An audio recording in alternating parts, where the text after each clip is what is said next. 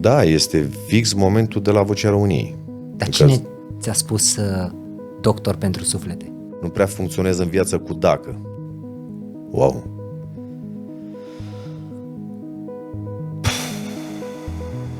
Dorule, te-aș întreba, unde e Anuța mea, Ana?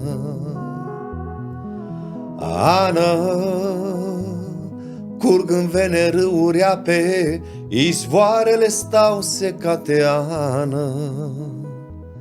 Dorule, te-aș întreba, unde e Anuța mea, Ana? Ana, oh, Ana.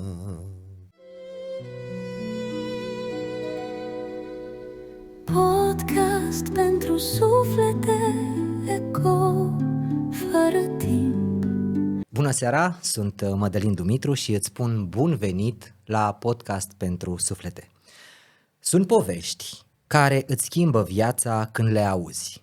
Radu Palaniță este una dintre aceste povești. A început să cânte la vârsta de 35 de ani, când alții cred că e prea târziu să mai viseze. A fost mecanic, un om obișnuit, am putea spune, dar cu un suflet care nu a vrut să rămână, poate că niciodată, în tăcere.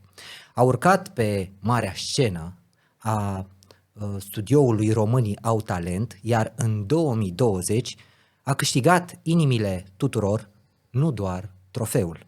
Azi e numit doctor de suflete pentru că vocea lui nu doar că se aude, ci vindecă. În acest episod stăm față în față cu un bărbat care a învățat să își asculte chemarea și să transforme cumva dorul în lumină. Bună seara! Bună seara și mulțumesc pentru invitație. Radu, înainte să începem, vreau să citesc neapărat ceva. Vocea aceasta frumoasă i-a dat-o Dumnezeu să o dăruiască și asta face de câte ori are ocazia. Noi oamenii trebuie să-i punem vocea în valoare, participând la concerte, aplaudându-l și distribuind tot ce lasă, scriind, comentând, cerând radioului și televiziunilor să îl difuzeze. Nu spun eu asta, aceste cuvinte sunt ale doamnei avocat Elena Olteanu, căreia și eu îi mulțumesc că a făcut posibil acest episod. Pe această cale, încă o dată, doamna avocat Elena Olteanu, vă mulțumim. Îi mulțumim. Bun, vorbim despre o poveste care nu se aude în fiecare zi, pentru că să începem să cântăm la o vârstă nu înaintată, la 35 de ani e una, dar să începem să cântăm, să mai apărăm și la televizor, să-i mai și câștigăm pe oameni, să mai luăm și trofeul. Crezi că totul e întâmplător? Întâmplător nu, nici n-aș numi o coincidență, pentru că coincidența, în definiția mea, este planul lui Dumnezeu de a aranja lucrurile. Așa a fost să fie. Ai simțit vreodată că ți se pregătește ceva mai mult? Nici n-am bănuit. Nu, nici n-am bănuit. Nici în momentul ăsta, de fapt, nu pot să știu sau nu bănuiesc și o să urmeze. Dar nu simți că e și contribuția ta? Atâta timp cât fac ceea ce fac și din suflet, pentru că, în primul rând, am spus, cânt pentru mine. Eu cânt pentru mine. În primă instanță, în primă fază, cânt pentru mine. Și cântând pentru mine, adică mă mulțumește pe mine, sufletește, mă creează o stare atunci când cânt. Cu siguranță asta este efectul care ajunge și la oameni. Cumva dacă tu ești propriul arbitru și dacă tu te-ai mulțumit pe tine, ai certitudinea că și pe oameni o să-i mulțumească ce le-ai transmis, nu? Având reacția lor, cu siguranță înseamnă că fac bine ceea ce fac. Și am fost întotdeauna o persoană autodidactă, da. Și mi-a plăcut să mă corectez de fiecare dată la anumite greșeli, că până la urmă din alea învățăm. Îmi spuneai că în copilărie ai ajuns în corul școlii pentru puțin timp. Am ajuns la testarea. Exact. Nu, am ajuns să încurc, că hai... Pentru puțin timp. Da, am ajuns la testare. Domnul profesor de muzică la vremea aceea m-a testat și mi-a dat verdictul că nu sunt făcut pentru muzică. Nu am voce, probabil, sau nu mai țin minte exact cum s-a exprimat. Nu am spus nimic, nu m-am opus, că, repet, mi-a plăcut muzica, să o ascult, nu țineam neapărat să cânt. De fapt, nu cred că m-a auzit cineva prin casă cântând de mic. Am ascultat. Și mi-a plăcut și în adolescență, acele festivaluri, Cerbul de Aur, Calatisul, Mamaia, Sanremo, le vedeam și îmi plăcea, pentru că mi-a plăcut. Are cu siguranță o legătură și chestia asta cu ce a urmat după. Dar tu până să cânti, eu am găsit pe internet că ai fost mecanic. Mecanic auto. Da. Însă tu mi-ai spus că ai făcut mai multe joburi, dar cu aceeași dăruire. Da, pentru că mi-a plăcut întotdeauna ceea ce fac, mi-am asumat ceea ce fac și cu o mică excepție în perioada adolescenței, când toată lumea vrea mult timp liber și bani mulți, da? Atunci a fost o perioadă în care m-am uitat într-adevăr la ceea să văd cât mai am din programul de lucru, dar în rest, nu. Nu, pentru că, repet, mi-a plăcut și am dezvoltat tot ce am... De fapt, pentru tot ceea ce am făcut și din ceea ce am făcut, a fost o experiență pentru mine, am învățat din fiecare. Bun. Mă împinge așa să spun o întrebare care nu știu cât de potrivită e pentru începutul unui podcast. Când ajungi să te dăruiești, prin orice job, indiferent pe care îl faci, în binele oamenilor, da? Că vrei să-i mulțumești ca treaba să fie făcută impecabil. Tu acum ai 46. Mulți înainte. Mulțumesc la fel. Ești căsătorit? Nu. Cum e posibil din punctul tău de vedere, doctor al sufletelor, cum este posibil un om care caută calea sufletului întotdeauna mai presus de orice, la 46 de ani, să nu fie într-o formă completă a familiei sufletească? Păi, cred că aș avea o explicație și pentru această întrebare și este posibil, de asta zic că nu știm ce va urma, eu cel puțin nu știu ce va urma în viața mea de acum încolo, în viitor, dar cu siguranță voi cânta întotdeauna, probabil pentru ceva ce nu voi avea. Ai zis că întotdeauna vei cânta pentru ceea ce... Am spus că e posibil, da, că voi cânta pentru ceea ce nu voi avea vreodată. Pentru iubire, pentru... Da, e posibil. N-aș fi primul exemplu. De creator care face artă. Da, fiind singur și probabil prin muzica pe care o cânt, prin felul în care interpretez, cum să spun eu, să mă îndrept către acel ceva ce nu-l voi avea, să-l caut. Am două lucruri de spus aici. 1. Cânți poate pentru ceva ce nu poți să ai, însă clar îi simți energia, ai o imagine despre cum ar trebui să fie acea persoană care să fie în sală și să zică: sunt mândru de tine, Radu. Tu simți asta?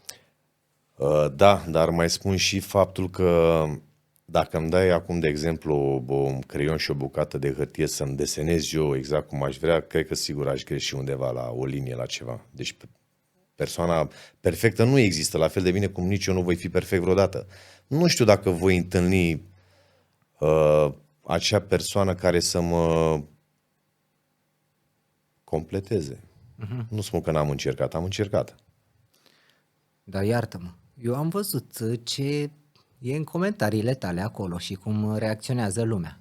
Sunt foarte multe doamne care te admiră și din comentarii îmi dau seama, dincolo de prestația ta impecabilă.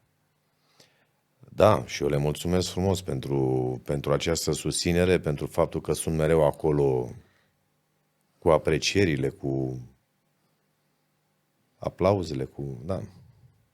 Până la urmă fac parte din marea echipă, nu? Da, exact, frumos, mare echipă, da.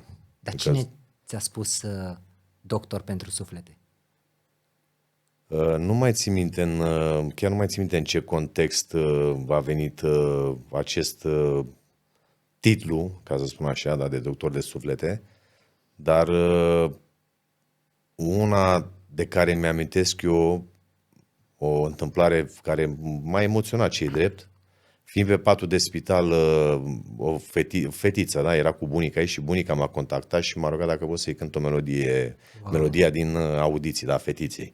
Și cum să spun, a trecut prin această rugăminte prin toate organele mele, tot corpul meu. Și m-a emoționat. Și multe mesaje care au urmat după aceea și îmi spuneau, nu neapărat, nu doar femei, și bărbați care îmi spuneau că după o zi de muncă ajung acasă și pur și simplu e o terapie, adică dai play și te liniștești și uiți de probleme, de... Da. Auzi, Radu, dar dacă tu ai spus că în primul rând cânți pentru tine, dacă nu ai mai avea confirmarea publicului, în online mă refer, Da. telespectatorilor, n-ai mai avea, dar tu ești mulțumit de ceea ce prestezi. Ai continua? Păi voi continua pentru că tot pentru mine voi cânta, în primul rând. Da. Deci vei continua. Da, pentru că descoperind această latură profesională sau această latură ascunsă a mea, da, că până la urmă cred că a fost întotdeauna acolo, doar că n-a ieșit la suprafață, mai devreme, să spunem chestia asta, eu cel puțin am fost fascinat de mine că pot cânta și că pot interpreta melodii pe care eu le ascultam de când eram mic, adică melodii de la Tom Jones, Engelbert Humperdinck, Matt Monro și mulți alții, Elvis.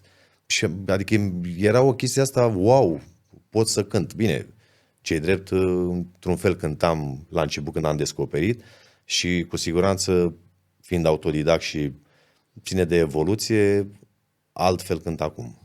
Da. Dar dacă nu te duceai în seara aceea la karaoke, ce crezi că ai fi făcut azi? Nu știu să-ți răspund la întrebarea asta pentru că eu nu prea funcționez în viață cu dacă. Ok. Nu.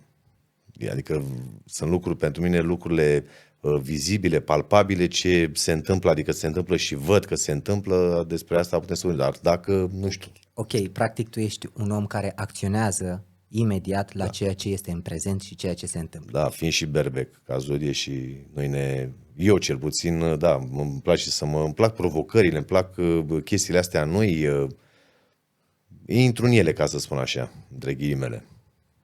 Da. Asta e minunat, că te face să fii prezent. Da, viu, simt viu. Auzi, dar spune-mi, te rog frumos, ce e mai greu, să repari un motor sau să aliniezi un suflet? Wow.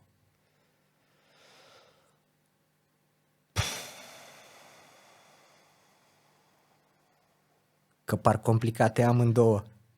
Păi de asta stau să mă gândesc acum să vedem ce răspuns dau. Pentru că ce se întâmplă în ambele cazuri nu poți greși. Nici cu reparația motorului, că, Doamne ferește, se poate întâmpla ceva, da? Dar la fel de bine și în cazul alinierii unui suflet, iau exemplu sufletul meu. Da. Și ca să-mi aliniez eu sufletul și în toate experiențele astea pe care le-am trăit în viață până acum, învățând din ele, știu cum să pun problema. Știu ce să-mi spun. Știu ce să fac. E la fel de bine și cu muzica. Dar totuși, știi, motorul cumva are o rețetă exactă, pe când sufletul nu? Păi depinde și motoarele, că dacă vorbim ca și sufletele, la fel, diferă de la caz la caz. Că și motoarele se strică, ba o pompă de injecție, nu se strică. Nu, eu mă refer la un lucru mai greu, nu că se schimbă ceva destul de ușor.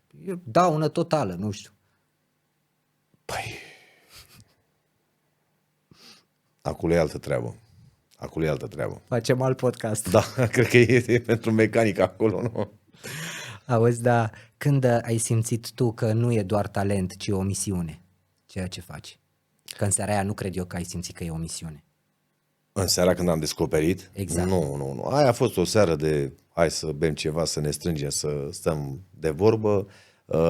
Am simțit, nu știu dacă neapărat și în seara aia am simțit că este o misiune, dar atunci de fapt am simțit confirmarea și am primit confirmarea oamenilor prin acel vot câștigând competiția că eu asta trebuie să fac. Te referi... La câștigarea competiției, la România au talent, da. Dar cine a fost cu ideea asta?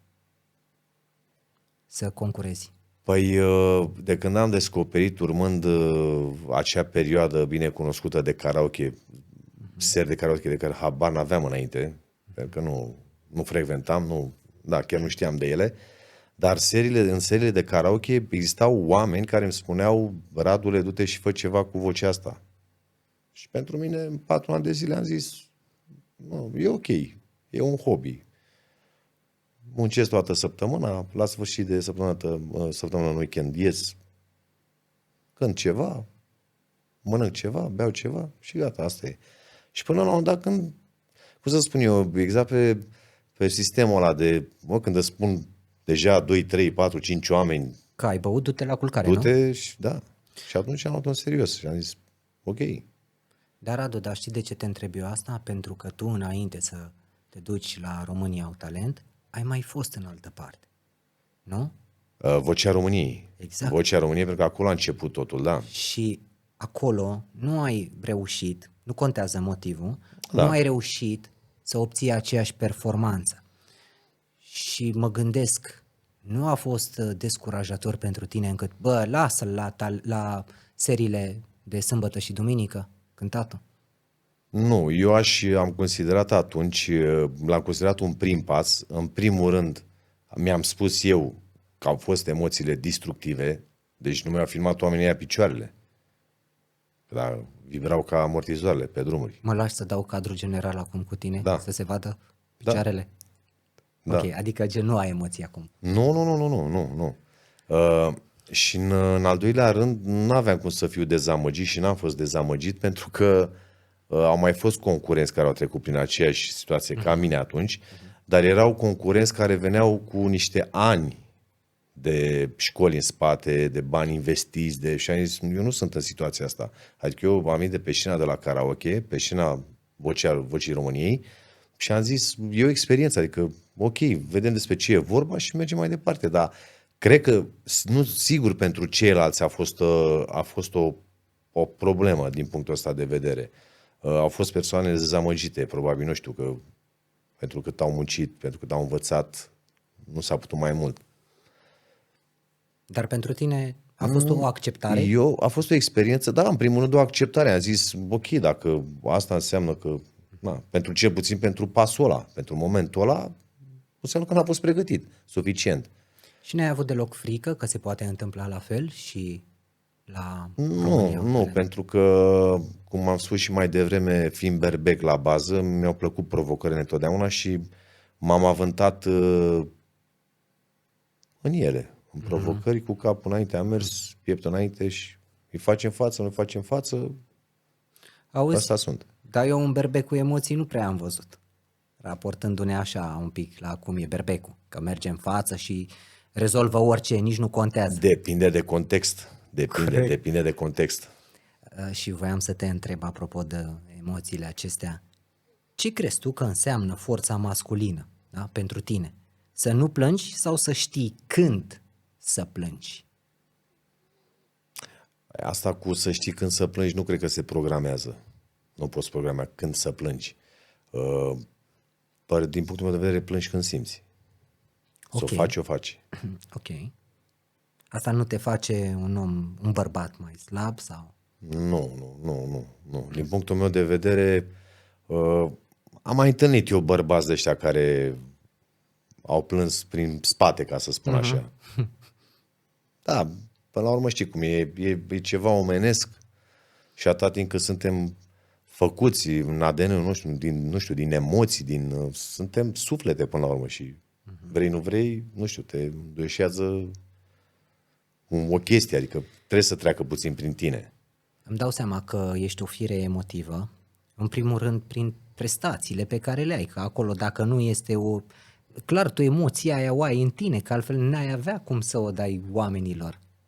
Cu siguranță, da. Cu siguranță. Și vreau să te întreb, s-a întâmplat vreodată să nu poți gestiona emoțiile sau să ai o stare să te emoționeze, pe scenă vorbind, să te emoționeze ceva atât de mult încât să nu te mai poți conecta cu melodia ta? Da, este fix momentul de la Vocea României. Când m-au copleșit emoțiile, au fost destructive, din punctul meu de vedere. Nu știu acum dacă există emoții constructive sau, așa le spun eu, destructive. Adică cel puțin pe mine m-au încurcat. Nu eram pregătit, adică se vedea clar tracul acela de scenă, de a apărea în fața atâtor oameni. Că eu eram obișnuit cu oamenii din sălile de karaoke, adică, na. Care nici nu prea erau atenți de multe ori la tine. Ba da, Da? ba da, Ok. ba da, pentru că în momentul când deschideam gura, captam atenția. Și așa a venit toată chestia asta și după aceea oamenii care veneau și îmi spuneau că du-te și fă ceva cu vocea. Dar cum ai reușit să gestionezi noua prezență? Că acum, știi, înainte te sunau 10 telefoane, se programau, te rog Radu când mă ajuți cu mașina, acum sunt sute de mii de oameni care te știu. Păi nu știu, fac tot posibilul să... Nu pot să mulțumesc pe toată lumea, dar gestionez, mă descurc. Ca să spun Rămâi așa. ancorat și asta, de ce Da, nu te-a luat valul? Mamă, cine sunt eu, cum, că sunt cunoscut? Nu există așa ceva, că eu și în ziua de azi îi dau să rămână femeii de serviciu pe scară când o văd. Nu. Asta nu se vor schimba niciodată, mă rămân acolo. Și chiar mi-aduc aminte că, uite, vreau să menționez chestia asta, am primit un mesaj zilele trecute, un mesaj, apropo de plâns, da, m-a emoționat atât de tare într-o dimineață la cafea. Un mesaj care îmi spunea să-mi aduc aminte mereu de acel moment, de la România au Talent, în momentul acela din audiție, când a rămas, știe toată lumea, ați văzut cum a rămas, că eram pe altă planetă, practic, și mi-a spus să nu uit niciodată omul acela de fapt și să nu-l las niciodată să iasă din mine. Și îi mulțumesc frumos, i-am și răspuns că ne știm foarte bine, dar i-am spus că m-a emoționat tare tot, este vorba de Dana Daminescu, soția lui Adrian Daminescu. Și i-am spus, i-am mulțumit frumos, dar repet, citind mesajul de la ea, chiar am mai mult decât am lăcrimat. Nici nu găsesc cuvintele acum, cum să spun, că m-a întors un pic pe toate părțile. Și asta și m-am gândit că au fost câteva momente în acești ani, nu multe, când parcă l-aș fi scăpat, să zic, dar l-am prins de picior pe acel băiat de la... L-am prins de picior și l-am tras înapoi, că suntem o echipă, nu? Auzi, dar tu simți cumva că ești la început de drum? Eu simt, nu simt chestia asta, nu simt nici că sunt la început, dar nici că sunt prea departe. Eu simt că trebuie să cânt și atâta tot, adică... Mă refeream că oportunitățile pentru tine sunt imense de evoluție și deja mi-ai zis, am cântat acolo, în țara X, în țara Y, Da, sunt nu locuri... evoluează prea rapid. Nu știu, că la un moment dat chiar am fost întrebat și într-o emisiune televizată, erau 4 ani la vremea respectivă, anul trecut, da. Am lăsat eu o melodie nouă și m-a întrebat realizatorul acelei emisiuni că cum e după 4 ani. Și am spus, nu 4, 2, că 2 au fost de pandemie, nu s-a întâmplat nimic. Și a zis, da, chiar așa e, 2 ani. Nu zic că s-au întâmplat multe, dar se vede clar o evoluție. Se vede clar și din punct de vedere profesional, dar și din punct de vedere vocal la mine, că stau și mai dau și filmul înapoi și mi-aduc aminte și mă uit la Radu ăla din, nu știu, din 2015, de exemplu, din 2020. Nu uit momentele astea. Tu când ești pe scenă și începi să cânți, mai reușești să-i vezi pe oameni sau ești foarte conectat cu tine?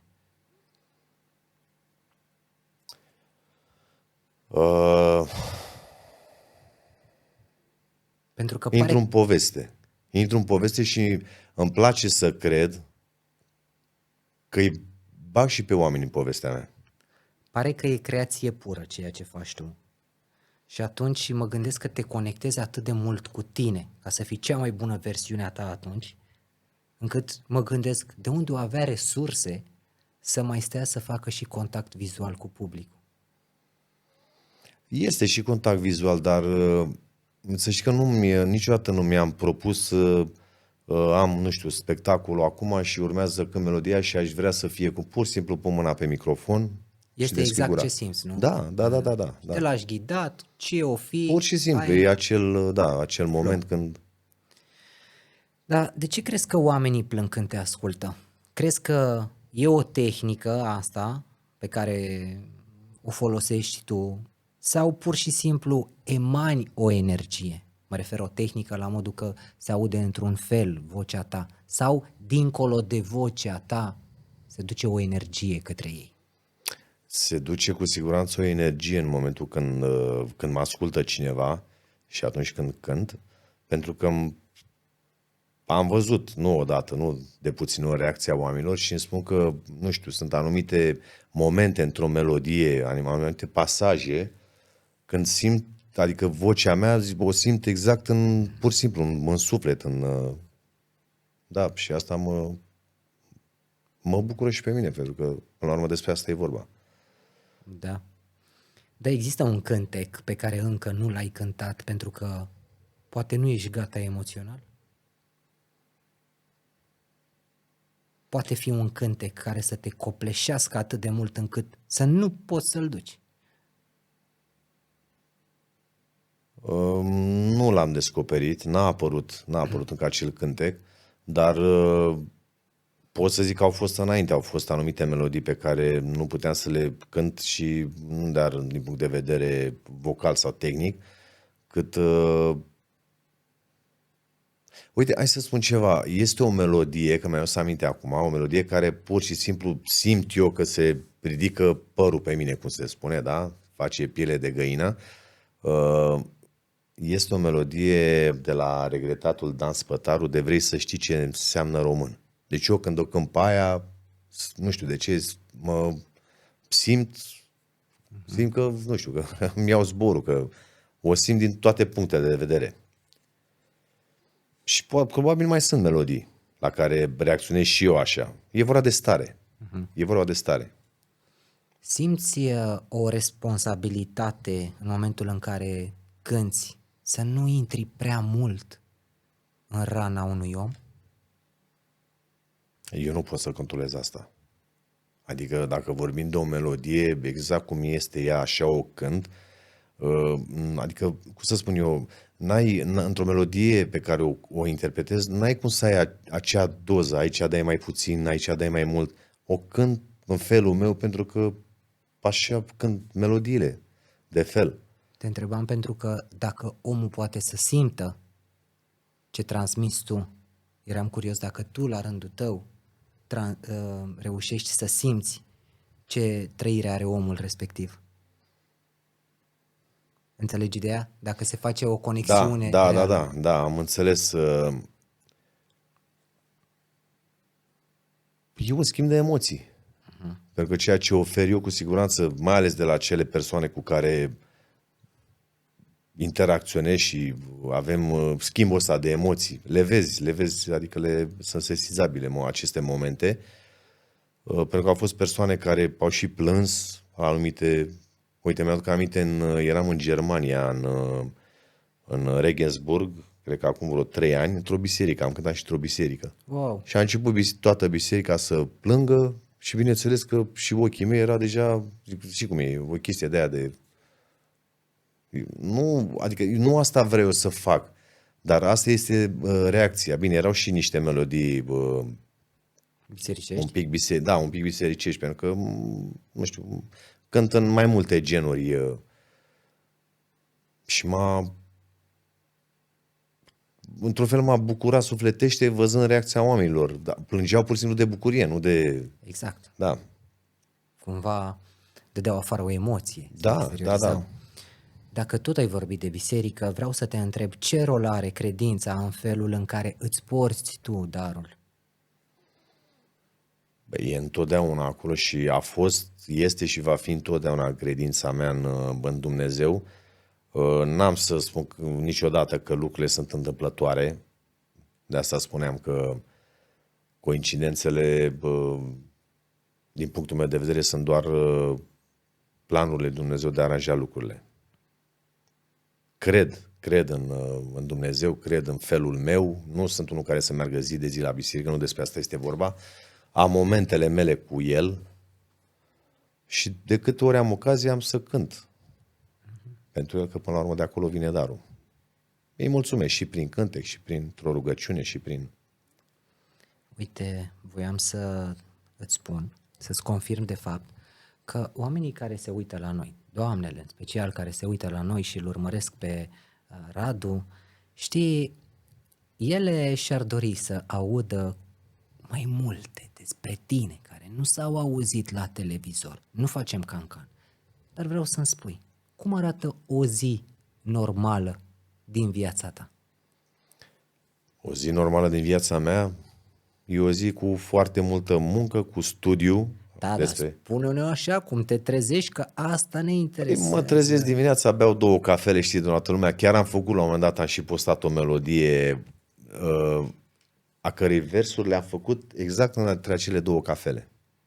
E o melodie peste... Da, am și spus la un moment dat chestia asta.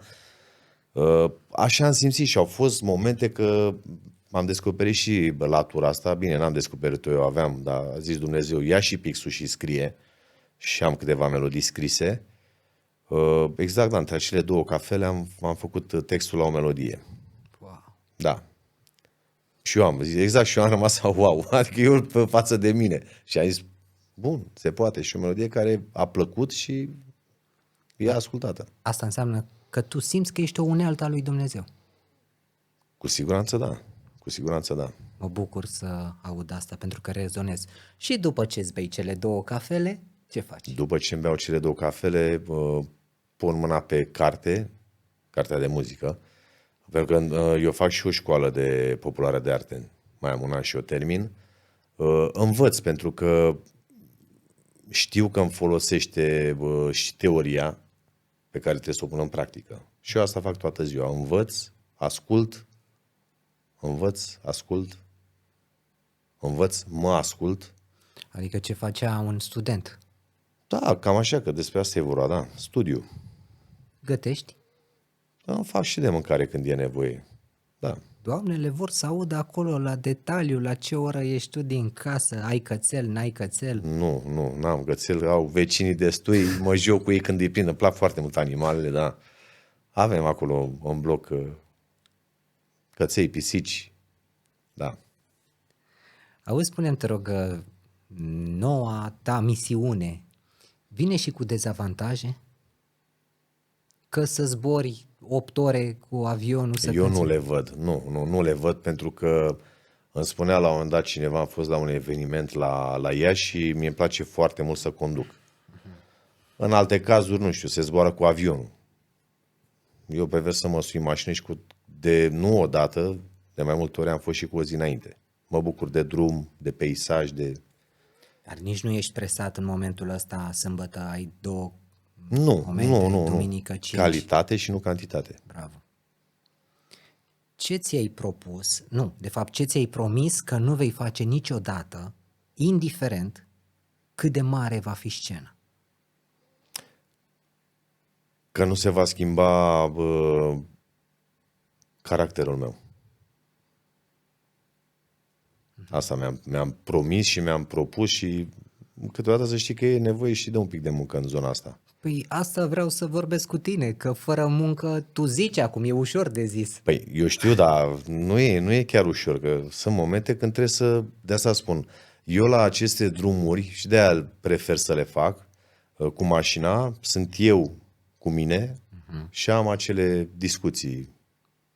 Nu vreau să înțeleg lumea că vorbesc singur. Dar vorbesc cu mine, vorbesc cu mine. Rău. Și dacă este undeva vreo problemă, o rezolvăm, ca să spun așa. Până la Iași o rezolvăm. Dacă Păi nu asta a spus. ne oprim la o benzinărie, mai bem o Ne cafea. împăcăm și da, vedem unde dacă s-a greșit, ce se poate corecta. Nu, sunt momente când cu siguranță am și eu de lucru cu mine, ca mulți alții de fapt, ca orice om până la urmă. Sunt momente. Cât de mult te hrănești din aplauzele oamenilor? Păi contează foarte mult pentru că asta de fapt este hrana unui artist. Aplauzele oamenilor. Mulțumirea aceea că ceea ce ai făcut înseamnă că ai ajuns la ei și prin aplauze sunt destul de importante. Adică dacă n-ai, de exemplu, un public care să reacționeze, înseamnă că ceva nu e bine acolo. Din punct de vedere profesional, trofeul de la România au talent este cea mai mare victorie a ta? Din punct de vedere profesional. Nu. Nu. Trofeul este Realizare. este o realizare, dar realizarea cea mai mare din punctul meu de vedere este că am câștigat oameni. Eu am câștigat oamenii de partea mea. Ok, dar din punct de vedere, înțeleg foarte bine, sunt de acord cu tine. Dar a existat vreun alt premiu mai mare decât acesta pe care să-l câștigi vreodată? Dincolo, nu le putem compara. Inimile oamenilor nu pot fi comparate cu trofeul fizic, asta e clar. Nu este un trofeu mai mare ca asta până acum. Și ce ți-ai spus tu în seara aceea, după ce ai câștigat? Ce ți-ai spus tu în seara aia, când ai ajuns acasă? Nu, Ai zis cred că ai vorbit cu tine. Cred că mi-a spus la 2 zile, că mi-a luat un pic de timp să realizez de fapt ce se întâmplă. Și ce ți-ai spus la 2 zile? Exact ce am spus și mai devreme. Am stat și m-am gândit foarte bine că, având și meseria de mecanic auto, am știut că o să urmeze să renunț. De fapt, nu știu dacă neapărat cuvântul potrivit să renunț la mecanică. Pentru că a face 2 lucruri, n-ai să le faci bine pe amândouă. Și am ales să renunț la mecanică, meseria rămâne acolo, nu ia nimeni, da? Și să investesc tot ceea ce am eu, și financiar și sufletește, în muzică. Da. Deci cumva ai fost realist. Da, da. Spune-mi, te rog frumos, ce înseamnă acasă pentru tine, dincolo de adresă. Când auzi acasă, închizi ochii, acasă. Acasă este, pentru mine cel puțin, este locul unde mă întorc de fiecare dată și oriunde aș fi plecat și oriunde am fost plecat, cu siguranță abia așteptam să ajung acasă. Pentru că e locul acela, e confortul, e liniștea, nu știu, sunt mai multe. E un loc sau o stare? E o stare. Acasă e o stare. Da. Din ce mi-ai spus la început, tu cânți pentru ceva ce poate nu o să ai. Așa spuneai. Ceea ce invocă dorul, sub o formă sau alta. Și vreau să te întreb dacă dorul îl cânți ca să-l vindeci sau ca să-l înveți să stea la locul lui. Eu aș putea să spun că să-l învăț să stea la locul lui. Deocamdată. Asta pentru că tu te cunoști foarte bine și că ai alte treburi de făcut. Da, este adevărat, da. Da. Pentru că dacă nu aș fi încercat, aș fi spus că da. Dar am încercat și pe partea asta de relație din motive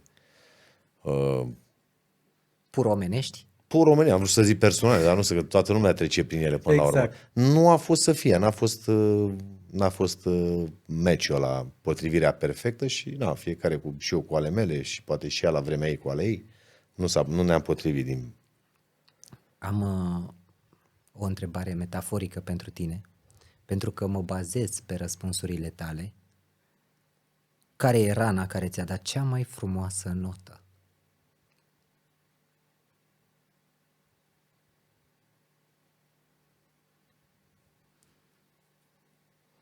Asta e altă zonă.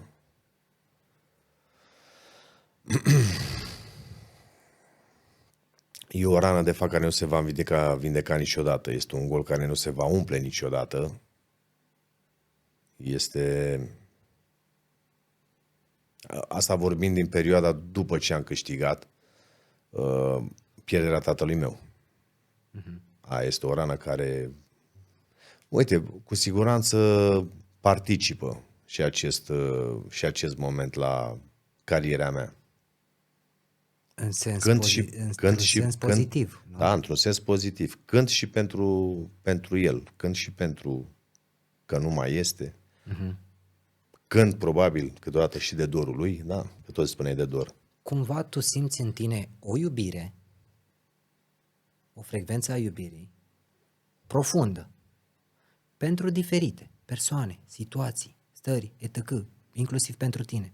Și în momentul în care cânți, ies părți de acolo. Se exteriorizează și da. Avem o rundă scurtă. Nu mi-am propus-o, dar o avem.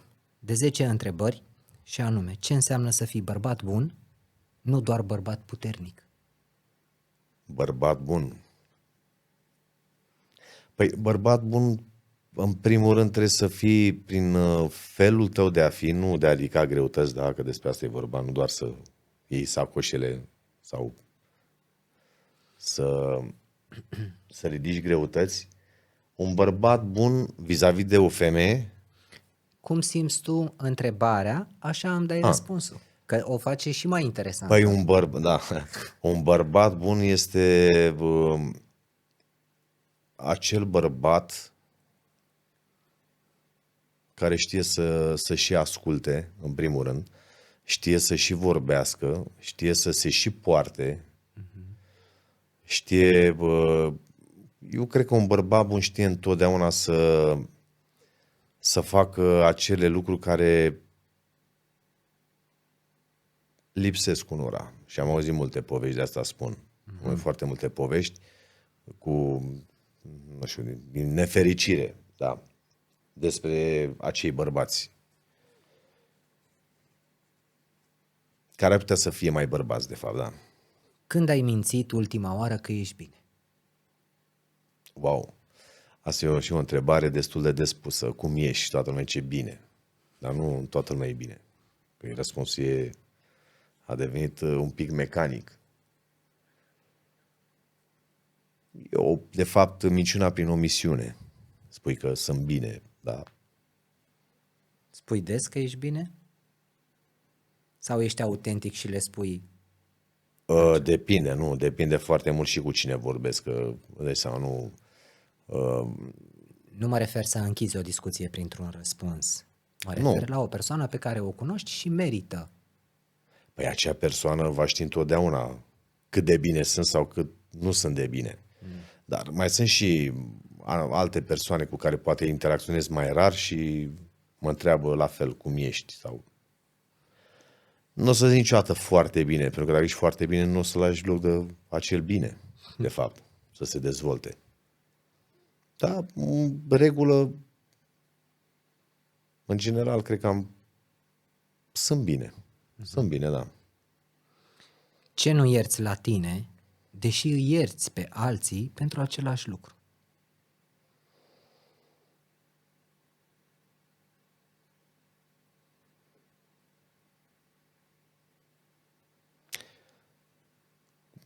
Nu știu, asta cu iertatul. Sunt chestii care mă deranjează în viața asta, dar nu știu dacă neapărat de neiertat. Uite, de exemplu, eu sunt un om foarte punctual. Bravo. Da, sunt un om foarte punctual. Și pot să trec cu vederea, adică nu mă deranjează chestiile astea dacă cineva întârzie. Nu. Dar tu nu Cred că ți-ai eu nu știu iertat. povestea din spate, dar pentru mine e important, da, ca eu să... Da. Ai răspuns foarte bine. Ce adevăr, dacă a existat, te-a făcut să-ți tremure genunchii?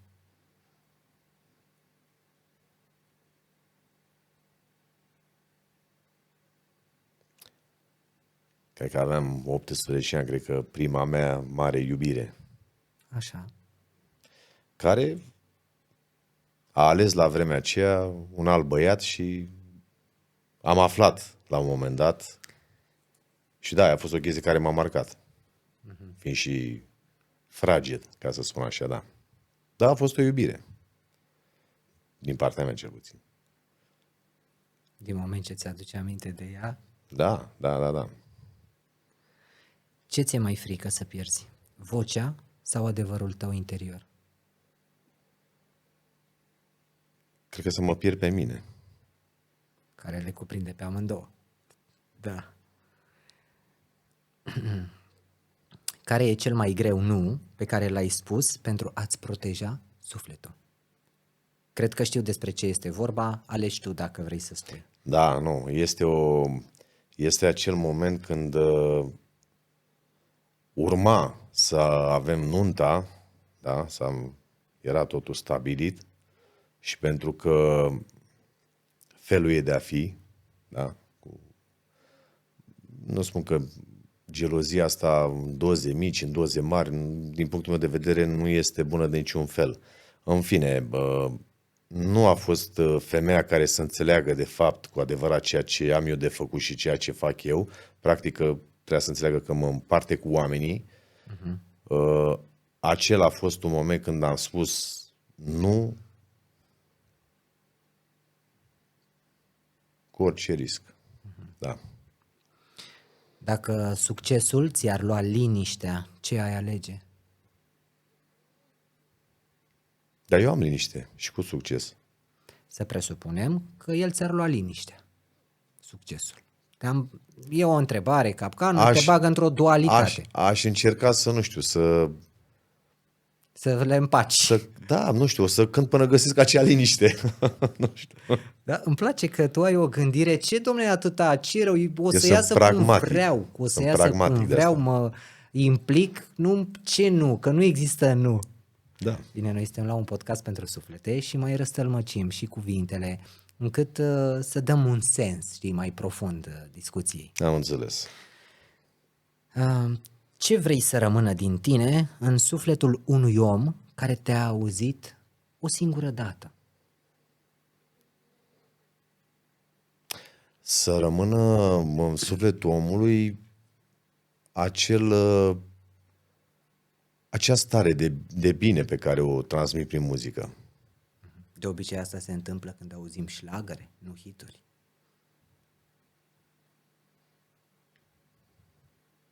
Iar tu ești genul de om care... E cel puțin în momentul de față din feedback-urile pe care le primesc, este vocea și uite și chestia asta mă bucură pentru că este o voce de care nu te plictisești. Adică oamenii sunt obișnuiți și adică nu știu cum să dezvolt chestia asta, să o spun într-o formă mai complexă, dar Devine contagioasă. Este o voce, da, de care nu te plictisești și vrei să o mai asculți, vrei să o mai auzi, adică vrei să o ai prin preajmă.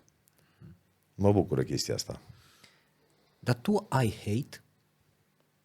Sunt oameni care să-ți spună ceva de rău?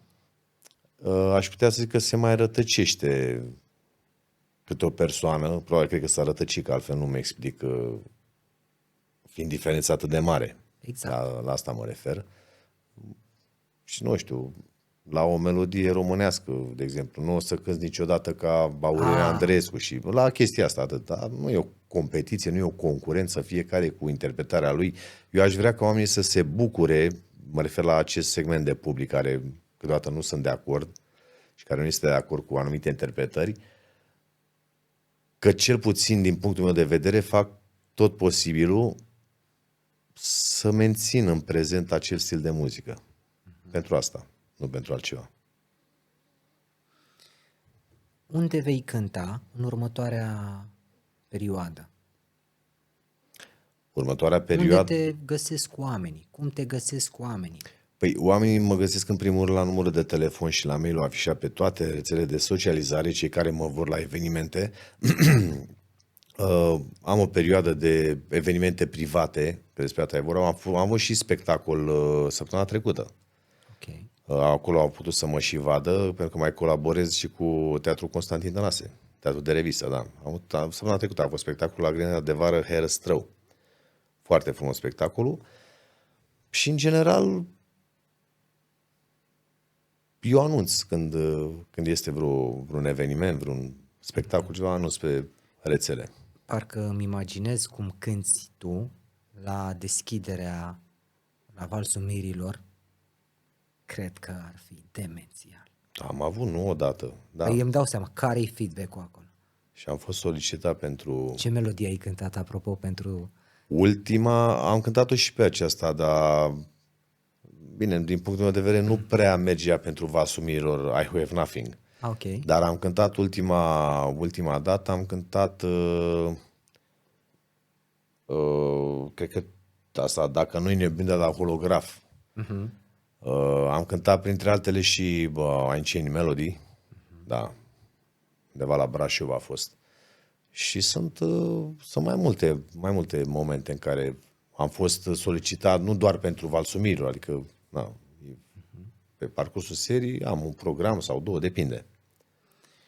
Radu, sunt persoane care fac toată misiunea asta posibilă aici la Podcast pentru Suflete și sunt peste 22.000 de suflete care susțin proiectul acesta, cărora le mulțumesc, dar care, nu cu rea intenție, o parte din ei nu au auzit de tine.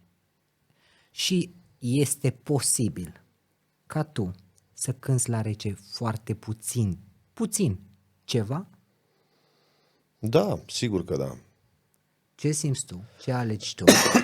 Dar dacă ești de acord să fie în română. În română, da. Deci dacă îmi cânti aia cu Ana, E o melodie. deja iau eu șervețelele după. Nu, ideea e nu să cânti tot, dar noi am vorbit foarte mult în podcastul ăsta despre tine, despre cum ești, despre ce ai făcut, despre cum gândești, cum te poziționezi în viață. Și parcă aud că îmi spune cineva acum, băi Mădăline, dar l-ai chemat acolo, mă, da, să nu-l fi lăsat tu să cânte un pic, măcar un pic, o strofă, două versuri. Unde nu gătește viața, rămâi numai cu speranța, Ana. Unde nu te strânge dorul, rămâi numai cu fiorul, Ana. Unde nu sădește omul, nu crește nici floarea pomul, Ana. Nu crește nici frunza în vie, gura ta e apă vie, Ana. Ana, oh, Ana.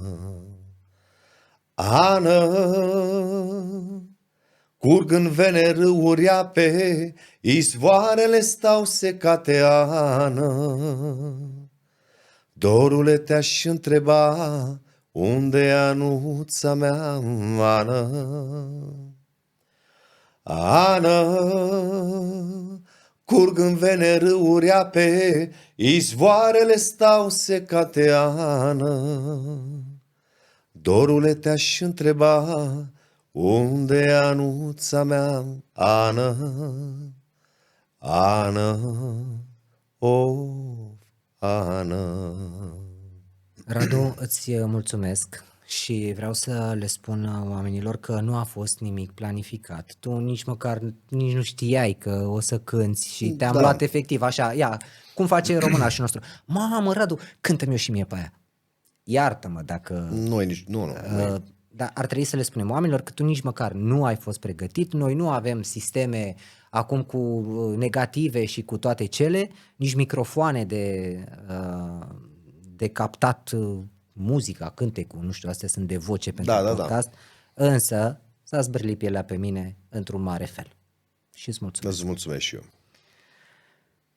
Bun, acum vreau să îmi spui, te rog frumos, Radu, dacă îmi permiți, dacă pot să pun în descrierea acestui episod link-urile de la profilele tale de social media, dacă ești de acord. Sigur că da. Da? Sigur că da. Este un acord pe care eu prefer să îl filmez pentru că vin oamenii și îmi spun, da, de ce n-ai vrut să lași? De ce nu ne dai? Pentru că de multe ori oamenii spun, Mădălin, te rog, nu pune. Așa, am confirmarea ta și împreună contribuim la ce e dat să fie. Sigur că da. Radu Palaniță ne-a arătat astăzi că niciodată nu e prea târziu să-ți schimbi viața și că sufletul are nevoie să fie ascultat, nu amânat. Vocea lui este mai mult decât muzică, e dovada că atunci când îți urmezi chemarea, universul îți deschide porți pe care nu credeai că le vei trece vreodată. Dacă acest episod te-a mișcat, dă-l mai departe, abonează-te și nu uita. Fiecare dintre noi are un doctor de suflete în interior, dar trebuie să ai curajul să-l lași să vorbească. Eu sunt Mădălin Dumitru, acesta a fost un episod din podcast pentru suflete. Ne revedem cu siguranță curând, dar până atunci ai grijă de tine și de ceea ce-ți cântă în suflet. Podcast pentru suflete, eco fără timp, în care tăcerea devine